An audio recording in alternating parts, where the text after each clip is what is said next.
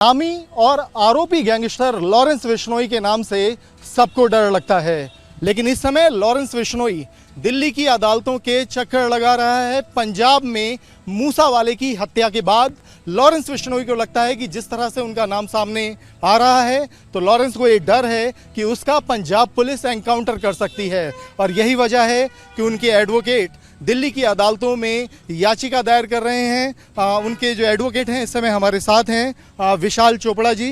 विशाल जी, ये जो पूरा मामला है, आपने कल आज दिल्ली हाईकोर्ट का रुख किया, कल आप निचली अदालत में भी गए थे, तो आज क्या वजह है, आप किस वजह से याचिका लगा रहे हैं? देखिए, कल मैंने जो है मुकोका कोर्ट के अंदर, स्पेशल कोर्ट है पटियाला हाउस कोर्ट के अंदर, मैंने पिटीशन लगाई थी परवीन सिंह साहब के सामने, और मैंने ये कहा था कि उनके पास मुकोका 10 सेक्शन के अंदर पावर है कि वो चाहें तो किसी भी और स्टेट को, जब तक मुकोका ट्रायल पेंडिंग है, वो कस्टडी को रोक सकते हैं, फिजिकल कस्टडी को।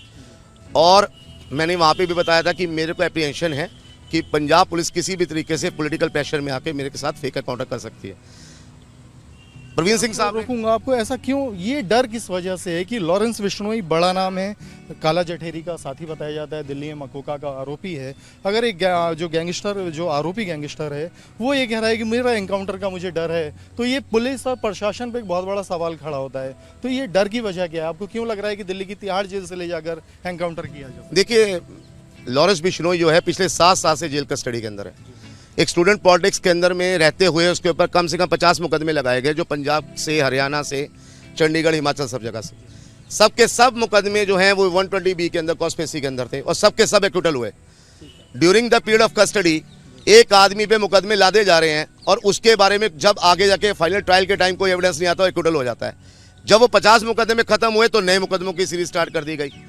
इस मुकदमे से पहले भी, मूसावाले के मर्डर केस से पहले भी, इसके ऊपर कई मुकदमे पंजाब में लगाए गए हैं। तो अभी एक आदमी जब 1 साल से तिहाड़ जेल में बंद है, टाइट सिक्योरिटी जेल में है, हाई रिस्क में रहता है, कोई फ़ोन फैसिलिटी उसके पास नहीं है, वो इतनी बड़ी कॉन्स्पिरेसी को कैसे अंजाम दे सकता है? इसका मतलब ये है कि ठीक है, हम नहीं कहते कि आप इसके अंदर इन्वेस्टिगेशन ना करें, इन्वेस्टिगेशन करें, लेकिन फेयर ट्रायल हो। और मेरे को अपनी जान का सुरक्षा जो लेनी है वो मेरा राइट है, मेरे को जान की सुरक्षा मिलनी चाहिए, क्योंकि जो इस टाइम पे पंजाब के बारे में जो हालात बने हुए हैं, आनन फानन में आके पुलिस कई पॉलिटिकल प्रेशर में मेरे साथ गलत काम ना कर दे। मेरे को ये चाहिए कि मेरे को प्रोटेक्शन मिले। मैंने खुद ये गुहार लगाई है, मैंने खुद रेड पिटीशन लगाई है हाई कोर्ट के अंदर कि मैं हैंडकफ्स और शैकल्स में, मुझे पूर्णतः बेड़ियों में, हथकड़ियों में, जहां बोला जाए मुझे प्रोड्यूस किया जाए, पूरी सिक्योरिटी के साथ। मैं हर तरीके से ड्यूली कोऑपरेट करने को तैयार हूँ, लेकिन मेरे साथ कोई मिसहैपनिंग नहीं होनी चाहिए। जिस तरह की रिपोर्ट्स आ रही थी कि वीडियो कॉन्फ्रेंसिंग से जांच की मांग की, ऐसी कोई बात नहीं है। लॉरेंस को कहीं भी प्रोटेक्शन वारंट पे अगर कोई पुलिस लेना चाहती है तो उस पर कोई एतराज नहीं है, लेकिन सुरक्षा का भरोसा चाहिए लॉरेंस। देखिए, पहले एक चंडीगढ़ पुलिस ने एक केस के अंदर में इनको लेने की कोशिश की थी प्रोटेक्शन वारंट पे, तो यही हमारी मुकोका कोर्ट ने उनको मना कर दिया और ये बोला कि जब तक मुकोका का ट्रायल पेंडिंग है हम इसको नहीं देंगे, क्योंकि नहीं तो ये ट्रायल कॉम्प्रोमाइजिंग में चला जाएगा। तो इसलिए उनको वीडियो कॉन्फ्रेंसिंग की अप्रूवल दे दिया गया था।